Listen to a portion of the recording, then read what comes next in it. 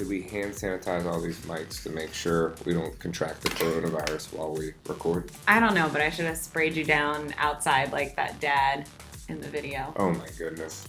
That was great. I was waiting for it to get better, and it really didn't, because the title was all about the woman covered in trash bags, but it was really all about the 16-year-old hands in his pockets, face down, eyes closed, while his dad sprayed him down with Lysol outside of school. All right. Cool. Show. Hey everyone, welcome to the Roux Fitness, with that being said, mailbag. How you like that one, Emily? Wow. Awesome. Today we're going to do a very special podcast. We're going to be answering our member questions. So that's why it's called a mailbag. That's why they call it mailbag, because they ask a question and mail it in. And by mail it, I mean comment under a Facebook post in our internal Facebook group. I mean, that's the current equivalent of mailing anyway, so. I think so. So if you didn't know, I'm Bradley Schneller, and this is Sarah Altavella. If this is your very first podcast that you were listening to. So just a reminder to please rate, review, and subscribe to us on either iTunes or Spotify. 5 stars only, please. Damn. No pressure, no pressure. If you want to comment with something nice about Sarah and I, we'd appreciate that as well. Yeah, I mean, I would never say no to that. Right. And if you have corrective criticisms, just direct message that to us. Make it slightly less public. Awesome. So let's get started. Sarah. It feels like a while since I've been in this chair. To start, we'll kind of start from the top. One of the questions was, what made you start Roux? Yep. I've said the story a few times, but I will go ahead and say it again. So, I think it's the first time since the podcast has been official, though. That's true. So I really enjoyed doing CrossFit. I liked fitnessing. I've always wanted to have a job that helped people, and I wanted to be able to control my own hours and kind of what I do from the day to day. And I knew that I just couldn't sit behind a desk all day. That was not for me. A regular 8 to 5 was it just drained the life force out of me. So it seemed easy at the time. I'm like, hey, I'll start a CrossFit gym. This is so easy. I'm like, the guys that were my mentors, they're killing it. Of course, you don't know all the back end of everything, but they're killing it. So let's do this. Let's start it. And that's how we got started. So that's not true. So I got certified. Mm-hmm. And I was all set to be a trainer. I was a trainer for a little bit at another CrossFit facility. CrossFit NOLA. And everybody knows. Yeah, we're not hiding anything. And someone approached me about starting a CrossFit gym in the indoor soccer facility out in Harahan. And when they told me the rent, I was like, oh my God, we got to do this. $500 a month. Yeah.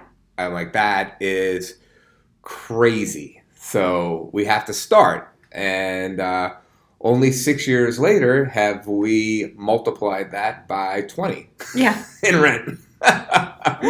But that's not much. But that was super easy to start. And it seemed like a blast. And I just kind of went in on a whim. Yeah. Said, let's get rolling. So I recruited one other guy who wasn't a trainer, but he was certified, to help me coach, Joel Flaxbart. He is now a computer programmer in Portland. We went to his wedding. It was one of the absolute most beautiful weddings I've ever been to. Shout out to Joel and Karen. Karen, his wife, also became a trainer at our gym. They both live in Portland now. But that's how we got started, just chipping away, coaching all the classes we could in a soccer facility while people played lacrosse and soccer and looked at us crazy while we were doing all kinds of weird things inside the soccer facility. Yeah, but it definitely allowed you to build a membership before moving into your own space. Yeah, we were there for... Somewhat. Well, you weren't starting from total scratch, just kind of scratch. So it was about 3 months in where I was like, oh, this place is too small for us. So we found our current facility We moved into that facility, the soccer facility, in April, and by August we were in this facility. And we went from $500 rent to $2,000 rent in 4 months. Shout out to Emily, who you do not hear, but is currently in the room, who's pregnant throughout all of this. Pregnant and giving a side eye right now. So, next question. What is your 5-year plan for Roux? So and maybe for you in general as well. Yeah, our 5-year plan is constantly changing. And I mean, we have a finite stopping point for membership.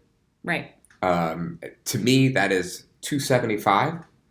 So we're always, well, for the last few months, we've been roughly 50 members away from that.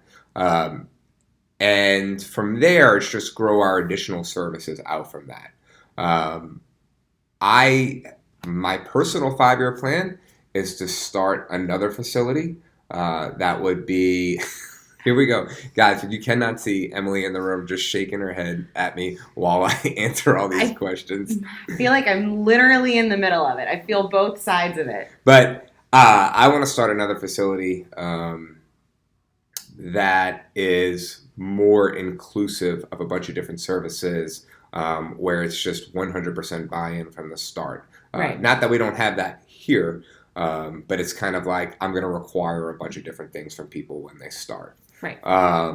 So that's in my plan. We're also currently launching the online health coaching program that you're a part of, Stacked Coaching. Yes. Here. You could, just actually point to it. Right. You don't have to look at the screen. Right. So we'll be building that out a lot. I don't know why I'm looking at the screen. I could just be like that.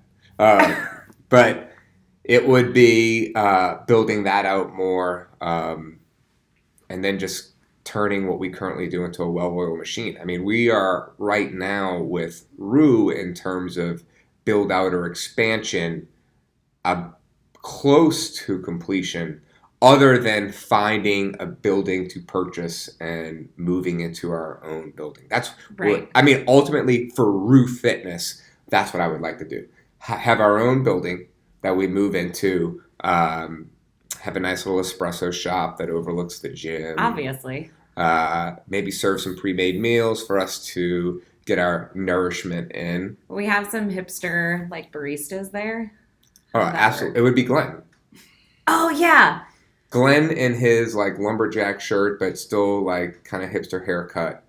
The kind of I care, but I don't really care. Yeah. Look. So this past Saturday, it was before classes, and Glenn and Bradley and I were talking, and I had to stop them because I told Glenn he looked like he could cut the wood, chop the wood for my fireplace, but also serve me a nice cappuccino.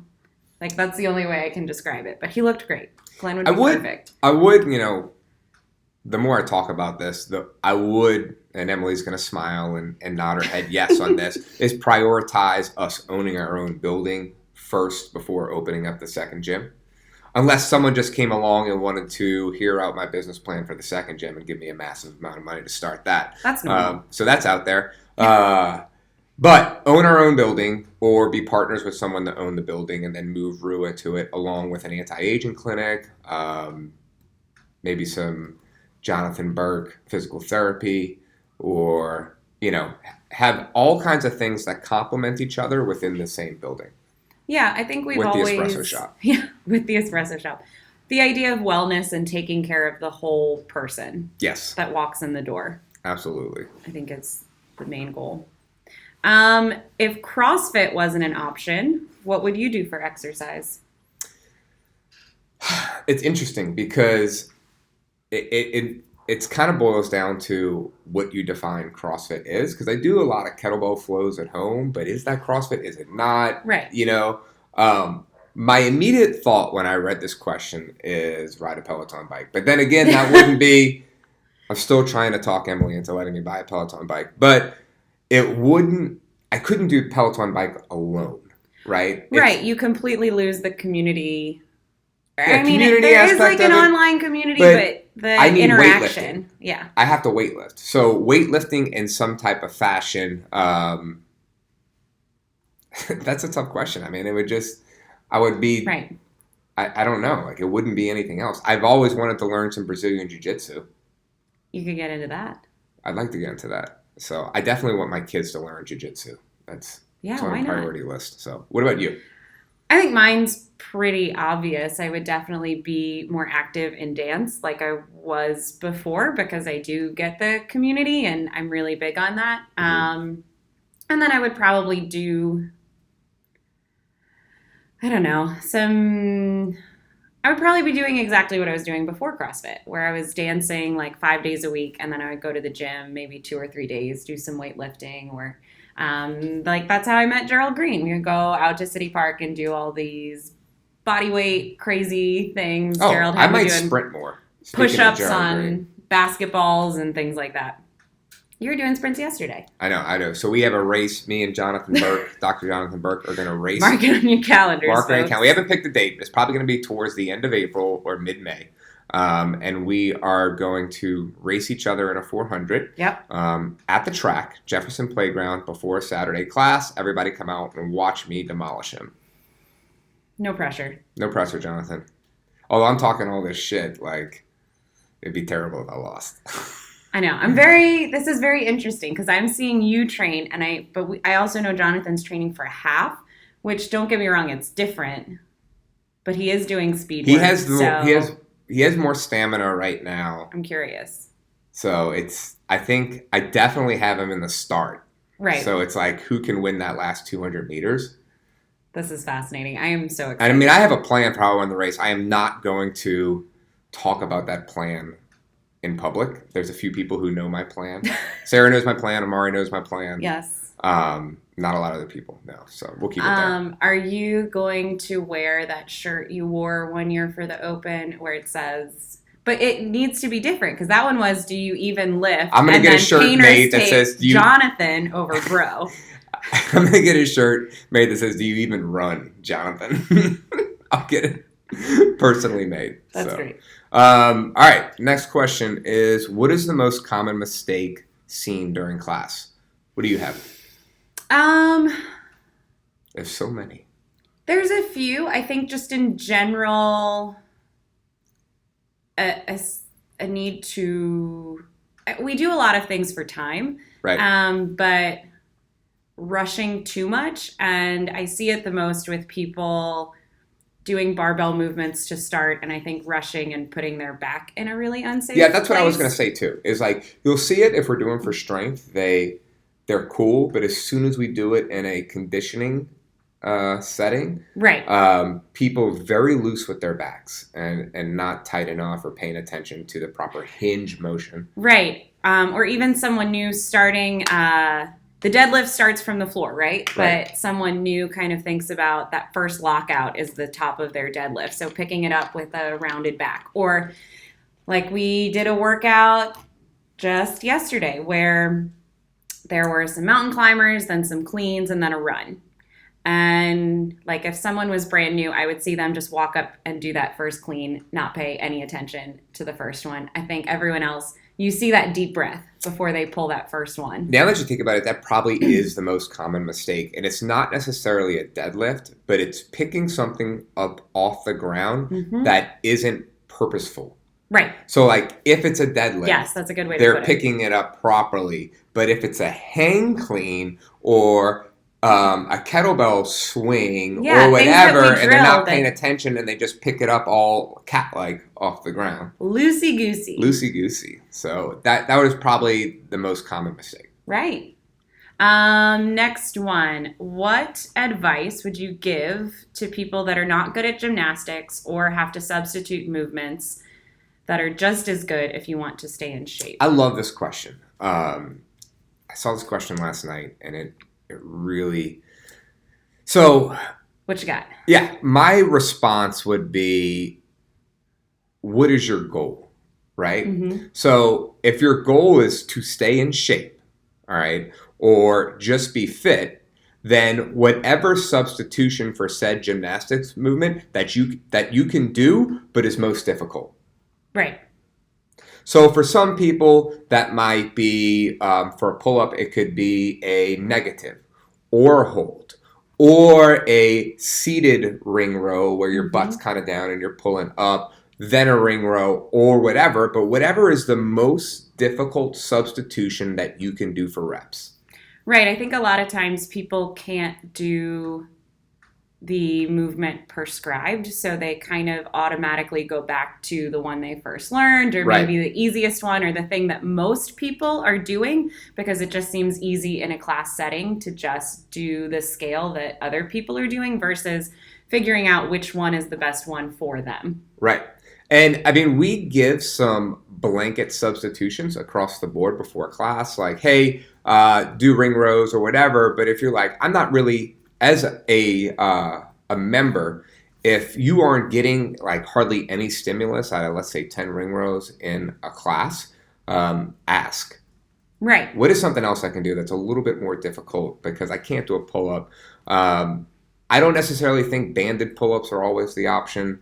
They kind No. of bounce people at the bottom, but definitely ask about negatives, holds, things like that, because the goal is to get a good strict pull up. Or even we have someone right now, she is coming to class and working with Jonathan. She's got a shoulder issue. She can't get in that position, but ring rows put her shoulders in a safe position. So something for her, instead of just doing, max ring rows, I would, get her shoulders underneath the ring, put her feet on a box. You can also do a slow pull up, do a 2-second hold, slow negative down, hold there. And if you do it like that, that's really difficult. I've done a lot of that with the Marcus Philly functional bodybuilding stuff. Yeah, I think what it ultimately boils down to is communicating with the coach. Like you said, we give blanket scales, but I am totally fine if, okay, we've explained the workout, we've gone over the movements, a couple of scales, moving on, get your equipment, let's go. That's the time to come find one of us and be like, that one's not going to work for me, or that one's easy for me. And we can. It's the same thing for change it up. toe to bar and toe to rings too. Like I see a lot of people just generally like their go-to move is knees above the waist. Yeah. And if you think about why did I program this movement, well, I wanted a ab movement that required some upper body pulling. Okay, that's specific to the programming. So if you hop up on the rings or the bar and you have that pulling because you're in the hanging position and you're bringing the knees up, but you're not getting an ab stimulus out of that, right? Well, then we're missing the point of the substitution. So now we have to change it and do something else. So it might be a straight leg raise slow to the waist. So like if there's 12 toe to rings written, and I mean obviously if you do a slow straight leg raise to the waist and down, doing 12 of those is going to be ridiculously difficult. But maybe you do 6. And you get a good ab stimulus out of it. But that's what we're looking for. So play around with it. Ask your coach. Any of these movements can be substituted. Yeah, and I think just a common thing, and it's not something we talk about much, but like you're saying here, is just like the movement itself can be scaled, so can the reps. Mm-hmm. Yeah, cool. So next question is, do we plan on having skills? I should have let you read this. Do we plan on having skills classes again for people that want to learn specific movement? We have all of our seminars written out ahead of time, but one of the things we do is we offer personal training sessions. So we have, you can pick whatever coach you want. It's an additional fee. You get a full hour to work on as much as you want. You can buy a personal training package. Mm-hmm. In that package, it gets a little bit less the more classes you buy. And then during those personal training sessions, you can learn all the skills you want. I am not into teaching a lot of advanced skills in class. And this has changed over the course of our 6.5 years of existence. A lot of that reasoning why is most people come in and I want you to get the best hour of fitness. Right. So if we spend 15 minutes on skill sessions, you had a 5-minute introduction into what's happening for the class, and then a 7 to 8 minute warm up. Well, we just spent half a class not really doing a whole ton of fitness in terms of fat burning or strength gaining. There's a lot of people that disagree with me, say there's a lot to be learned or fitness to be had from doing a 15-20 minute skill session in class. I completely disagree with them. And that's only if you're at the upper end of working out. Right. And I think what people don't understand is we can offer you a seminar, or we had a gymnastics class for a little while. I felt like it was really heavily attended like the first 3 weeks, and by the last 3 weeks it had kind of died out. And the not so sexy side of CrossFit is that these skills are the things that take much longer to learn and to master than anything else. And so I think if it's something you're really intent on learning, yes, you have to book the personal training session and work on it. But then that extra work after the fact is where you actually learn how to be proficient at it. And so it kind of goes back to that other question and thinking about your goals. And if that's something you really want to learn, you've got to dedicate a lot more time to it. But definitely, if it's one thing that's on your radar and you're like, hey, I want to get a muscle up. Hey, I want to learn how to butterfly. Hey, I need to get better at toes to bar. Go ahead and book those skill sessions with the coach, or book a personal training session. We even have 30-minute options. So reach out to us. We can assist you there. Okay. You ready? Yep. What is your fondest Roux memory?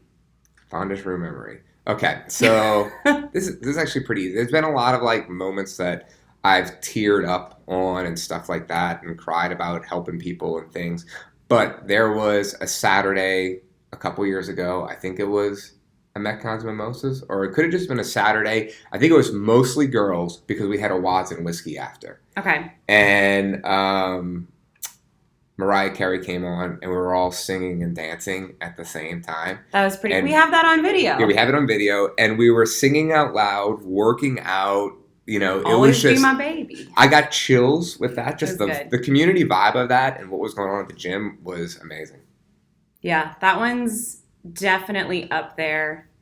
I really loved when she wasn't a member long, and she was a coach for an even shorter amount of time. But when Renee got her muscle up, it was like a Friday evening class. Mm-hmm. There weren't a lot of people here, but it was like everyone stopped kind of what they were doing. It wasn't like an announcement, but she was close. And then she got up there and she started crying, and that was a good moment too. Just, again, community. Right. So, Sarah, what is your biggest pet peeve at the gym? I think from just like a cleanliness standpoint, just people not picking up. And then like leaving, okay, so a big one is just like the things that are materials. So leaving your sweaty wall ball, and more than that are the ab mats stay sweaty. And then I get to it and I can see your perfectly defined like sweaty butt cheeks on the ab mat, and like that's a problem for me. That one really gets me. And then just from like a general, I don't know, be a cool human point of view is we're a really open, great community, but people that cheat reps and movement just to win and put it on the board. Right. I get frustrated from a standpoint of a coach and watching people that work really hard and look at other people's numbers and use that as a tool for comparison, and might get down on themselves because they feel like they're not progressing the way they should. Yeah, they're it not might working not as necessarily hard. be a competition thing, but it could be like, man, I can't reach what these other people are reaching. I just see so many people be like, I can't, what is wrong with me that I am not progressing as fast as these other people? It's like, hey, news flash, that's fake. Yeah, and I feel like it's getting a lot better lately. But that is one of my biggest pet peeves. And it's not, I think it's that those people don't see what it does to other people like after the fact. Right. And that upsets me. But then, just general cleanliness. Clean your ab mats, y'all. Mine would be, it would boil down to lack of self-awareness or paying attention. And it goes into twofold. One would be the like mistreatment of equipment. Like dropping an empty Like bar? dropping an empty barbell on the ground that breaks barbells, or, not careful with the boxes or whatever. And this is our equipment as a gym community, Mm-hmm. and we need to keep it nice and let it keep going. But the other thing about paying attention would be remembering that you're in a group atmosphere, and so you aren't the only person there. It's not a personal training session. So if we're trying to give instructions and you're speaking over the instructions, and then you ask 5 times after the fact, what are we doing? And it Right. takes away from us coaching other people in the class. That's frustrating. That's one of my pet peeves. So Right. And then just a lack of awareness. We've seen some like almost really big safety issues with someone like trying to win the workout and suddenly they're facing the wrong way with their bar and it hits the rig and it bounces around and things like that. So absolutely. So what are you the most OCD about in the gym? I mean, I'd say that. That. Yeah. Yeah. Definitely that. It's either dropping a barbell in any sense or dropping equipment that doesn't need to be dropped, whether that's a kettlebell. Look, I do heavy kettlebells all the time, and I do them sweaty. And you know what? When I know that thing's about to slip out of my hand, I can put it down. At all times, I have never dropped a kettlebell. Yeah. Okay. I can see sometimes, like I've seen someone go up and it flies out of their hands. Like, that's oops. Right. But letting it go at the top is not an oops. So you stop the rep before. Or dropping a barbell with 25s on it, like we just talked about, from overhead, or 15s. 15s is the perfect example. So it's 75 pounds or 65 pounds, and it bounces. Like, it gets height, like a foot up, boom, boom, boom, boom, boom. And we have 24 people in a class. Like, you can crack a shin open. So please be careful with that, just that type of thing. When that happens, I don't think I've ever told you this. Do you remember the animated Hercules? And when Hades gets pissed off, the like flames come out of his head. They're always at like a low simmer, but then it like. I've seen people drop equipment, and like while I'm talking to you last week specifically, and it was like, whew, and then you had to compose yourself and turn around and go talk to them. I think that's all the coach's first reaction is to look at me when someone drops equipment. Like, we don't need to say anything. Bradley's got it. All right, Sarah. What athletes did you idolize growing up? This might surprise you. I really admired a lot of the female track athletes. Yeah. My dad he's still an avid distance runner, was a marathon runner, but he can sit down and watch a marathon. He can watch marathon coverage from start to finish. It's fascinating to him. But he loves Olympic track and field. And so we grew up watching a lot of that. Favorite, like, even though she like peaked before my time, I just really remember admiring Florence Joyner, and Marion Jones and Allison Felix and all those women.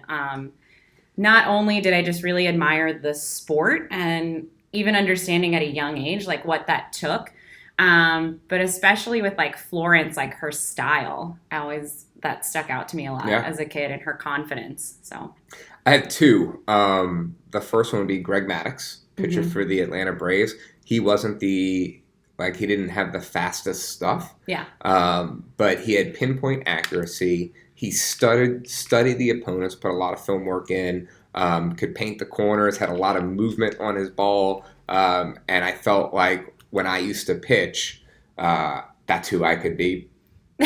No.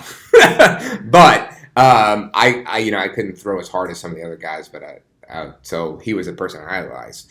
But as I got older, really from being a teenager, I idolized Lance Armstrong for the longest time. And I still do. Like, what happened, there's a lot of different people that have stuff to say about him, but he was just on an even playing field, and still what he did was absolutely incredible. And it's funny because I was never really a cyclist, but still what he did was amazing. And I watched every single stage of the Tour de France from like 1999 all the way up till about 2014, 2015 and I still pop in every now and then and watch, but it's not like it used to be. Yeah, and I mean, what he did in cycling is it was he dominated the field in a way for years that like transcends the sport. Right. So that you see with like a Michael Phelps and a Kobe Bryant and a LeBron James, where whether you care about the sport or understand it, you admire their work ethic and what it has taken for them to become so dominant for so long. Yeah, I mean, like, look, I love a good comeback story. I last year when Tiger Woods won the Masters, I watched like every single hour of golf that tournament for 4 straight days, and I remember crying. Yeah, this is last year, crying at the end when Tiger Woods made that putt. It was just such a beautiful moment. And now, what athletes do you idolize? Why don't you go first? I definitely watched a lot of women's soccer in the last 10 or so years. Mm-hmm. So a lot of women on that team, from some of the retired players like Lauren Holiday and Abby Wambach to Megan Rapinoe and all of those women. And then, I mean, it's really hard to not idolize Drew Brees and his work ethic. And then, like, I got to meet him a couple years ago, and he was, at least in that setting, a truly very nice, wonderful individual to talk to. So, yeah, I don't really have maybe a specific athlete now that I idolize. There's a lot of athletes that I admire. Admire would probably be a better admire word. Would be a better word. I mean, when I was a kid, I idolized people. Now it would be an admiration standpoint.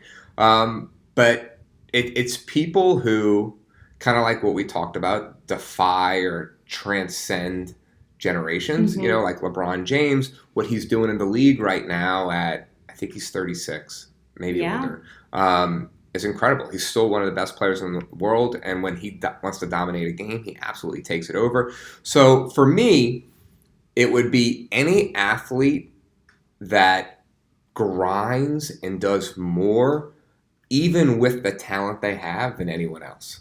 Right. So it's like LeBron James. They have the talent, and they're the hardest. They have the talent, and they're the hardest worker, and they still take, complete care of their body. Like, that's another big one. Like, what are they doing outside of the gym or their sport to stay at the top of their game? Right. And it's things like that I really enjoy watching or admire from an athlete standpoint. Yeah, absolutely. So we'll flip-flop these. Carl asked, what athlete would be your hall pass? I was thinking about this, and I was like, I haven't really sat down and been like, ooh, that's the one. For a while, it was Misty May Trainer. But to me, my hall passes always change. Yeah. So it would be, what's her name? U.S. women's soccer player. Alex Morgan. That Sports Illustrated swimsuit edition she did. And she's pretty good. I mean, she's not the best on the team. She's probably a little bit slightly overrated in comparison to her teammates because she gets a lot of love, I think, because she's so pretty. I mean, she's good. She's a striker, so she scores goals. Right. But there are definitely people on her team better than her. But she was definitely more of a face of the team for a while, and that has kind of shifted as that team has become really dominant in the sport. And now I think it's more of a level kind of playing field in that aspect. I mean, it could be half the U.S. women's soccer team. Yeah. Lots of them. Starting with Alex Morgan. It's starting there. You? I don't know. That's really hard. I remember being a teenager and, oh God, it's awful. I can't think of his name now. He was the Australian swimmer that gave Michael Phelps a run for his money all the time. Do you know what I'm talking about? No. I gotta look it up, but I don't know. And then it's funny now because Ryan gets compared to Michael Phelps a lot. I guess because... Really? Yeah, a lot. Yeah, I don't see that. I don't either. Anybody else? Any CrossFit athletes that would be your hall pass?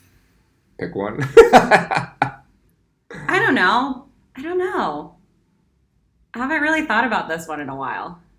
We'll come back to it. If you think about a hall No, pass I was at the like end. literally brushing my teeth this morning and I was like, who would it be? Like, it's got to be good. For those of you watching on the Facebook Live, go ahead and comment below with your athlete hall pass. Who's your athlete hall pass? Comment below. All right, next. What physical thing do you wish you could do? Oh, man. I mean, what defines physical thing? I wish I could jump higher. I mean, that's something. Like, how high? Like, it's not fly, right? I mean, it's a realistic thing you can do because it would be fly. I mean, but, obviously.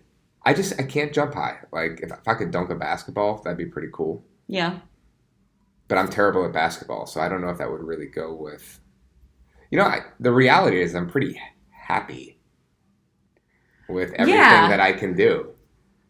Yeah, I feel like we're both in, like, a good place. I do wish I had the, I guess, coordination, because I have the strength, but I'm always really impressed by women that can do, like, these crazy yoga handstand holds. Yeah. And what that requires. Like, that's something I would like to do. I think also because I admire that you have to, like, chill your mind out. So, all right. So if we go, things. let's take it down a little bit simpler. What is something physical you wish you could do that you could do if you put in the time? For me, that would be like a 10-second, 20-second freestanding handstand hold. Well, yeah, I think that... I can't do that, but I could do it if I put in the time. So right, but this is definitely something I could do. Mm-hmm. I just don't devote the time to it. Right, exactly. So. It would be really nice if I could just do it one day and that was that, but it's going to take more takes time than I am willing to give at this moment. And every now and then I get close and I'll spend like a couple of months working on it, and then squirrel. And I get distracted and want to move on to something else. Something shiny. And I lose all my skills. So you don't lose them. Right, I don't lose them. It takes a while to get it back. Then you have to start thinking about them again. It's that whole like hierarchy of learning. Yeah. You're no longer at competent incompetence. Yes. Where you're doing the skill without thinking. You got to start thinking about it again. Good deal. If you could run a CrossFit gym anywhere, where would it be? That's tough. It would be like maybe have 3 or 4 around the world, mm-hmm. places that I would want to live for months. Like ultimately, my goal would be to spend October or September or the school year in New Orleans, and the summer I'd like to live elsewhere. Right. So, and for me, that would be the West Coast. So somewhere on the West Coast, I'd love to have another gym, and I just go there in the summertime. Just get great weather all the time. I mean, that's a weird question because it requires a lot to run a gym, and I can never leave you guys. So yeah. I like really looking at, have you ever followed Dave Driscoll? Yeah, I follow Dave Driscoll. So he's got this incredible facility in Bali, but most of his membership comes from people just visiting. Right. And like you do have people that live there. Obviously, he lives there. And it seems like everyone that visits has the best time. So he's obviously doing something right to like foster this community. But I can't imagine like not seeing the people at Roux all the time. Like just being like, oh, I just get to see you for 3 months a year. I think it's if you ran a facility that's like a tourist destination, the programming would be completely different. Yeah. Because like people are coming in and they want a good workout for that hour. So it kind of going always hard be all year long. It'd be like full body every day, and then also like very Metcon-y style. It's something I like to watch from the outside and think it would be cool to be a part of for a brief period of time. I get that. Yeah, but it's a very interesting dynamic to me. Tough. Sarah, describe your perfect workout. I meant to look up in Miss Congeniality, like when she says her perfect date is, and start there. Was it like April 24th? It's not just too cold hot. enough for a light sweater. Yeah, that's my perfect workout. I don't know. We kind of talked about earlier I think we're in a place, like I'm in a place where I'm feeling physically and mentally capable. Right. Anything like with a heavy snatch or lots of heavy overhead squats would be a real struggle with me. But it's interesting, if you'd asked me this a year ago, I would really just say like running, super low weight, and like skills. Like, give me toes to bar. I'll do toes to bar all day. I'll include that, but now I definitely don't fear a heavy barbell as much. Like, I'm enjoying lately cycling like heavy cleans a lot. So probably something with some heavy cleans, some running, and then like a skill. Yeah, I mean, so if we're just talking about like a Metcon, it would definitely be for me like a medium weight Metcon that for a medium time domain. Right. Like that's kind of where I thrive. Yeah. In that like 10 to 14 minute time period. Right. I definitely am like, I think I have pretty good recovery. So if there's like 30 seconds where I can let my heart, 20 seconds, then I can crush a workout that's super long. Yeah. I mean, I'm also pretty good at like sub 4-minute workouts, but I mean, both of those are good for me. Like anything over 20 minutes, like I'm not the best at. But I like the feelings from both. I just really like that 10 to 14 minute time domain. And then when I was thinking about specific, right now, I would say my two favorite that are known would be the 7. Right. And ended up really loving Hollyman a lot. It's a little skill. Hollyman is 30 rounds of 5 wall balls, 3 handstand push-ups, 1 clean, 225 for guys, 155 for the ladies. The 7 is a hero. Well, both are hero workouts. The 7 is 7 rounds of 7 thrusters at 135.95. 135.95. 7 heavy kettlebell swings. That's 70 pounds for guys, 53 for the ladies. 7 knees to elbow. 7 handstand push-ups. 7 deadlifts. 220, or is it 275? I think mine's 185. I think. If it is, then it's definitely it's heavier. Heavy. It's in the mid 2s. 7 burpees, and then 7. Did I say pull-ups? 7 pull-ups. Yeah. Yeah, that's it. Wolf. But I love those now, and I didn't love those before. Workout. It's about Sarah's gotten it down to 20-something minutes. I don't. Yeah, I think you're sub 30, right? I'll check. I think so. I just remember doing it this past year and not doing much the rest of the day. Yeah. We'd love to hear yours too. So go ahead and comment as well with your perfect workout, whether that's time domain movements or something you've done in the past, like a named workout that you feel is perfect for you or is just perfect in a sense that you totally enjoy it. Yeah. So we got hall passes and perfect workouts. We need those comments. I'm still stuck on that. If I figure it out, I will comment below. Good. All right, Buck wants to know, how much rugby are we playing on field day? I'm not playing any rugby on field day because if I got to go up against Buck and Kevin or like Luke Jackson, I'm out. Yeah. Peace out. I like the way I look, Sarah. You like your face? I like my face. I like my ears. You like your spine health? I like my spine health. My neck feels pretty good these days. I don't want to get all jacked up playing rugby. So. Is there touch rugby? We'll leave that one up to you, Buck. If you can come up with a rugby game that I don't get destroyed in, then we can play on field day. We will watch as much rugby as you would like to play. Yep. Awesome. Any closing thoughts, Sarah? I don't know. I enjoy these. Wash your hands for 20 seconds. Not just because it's coronavirus season, but because you should be washing your hands all the time. And clean your ab mats. So, all right. Love you guys. Holler. Bye. Bye.